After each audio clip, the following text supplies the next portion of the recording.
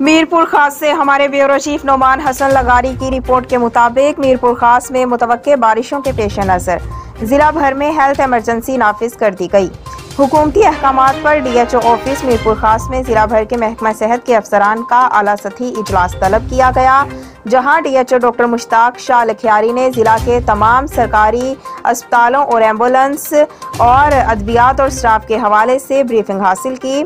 इस मौके पर DHO डॉक्टर मुश्ताक शाह लखियारी का कहना था, सिंध हुकूमत और सूबाई वज़ीर सेहत की खुसूसी हिदायत पर डिस्ट्रिक्ट सिविल अस्पताल समेत जिला के तमाम रूरल हेल्थ सेंटर और PPH समेत तमाम तर अमले को हाई अलर्ट कर दिया गया है। एम्बुलेंस इमरजेंसी सूरत हाल से निपटने के लिए ग्राउंड में मौजूद रहेंगी, जबकि स्टाफ को सख्ती से हिदायत की गई है वो किसी भी मर्ज में मुब्तला मरीज को तरजीहात की बिना पर सहूलत फराहम करें।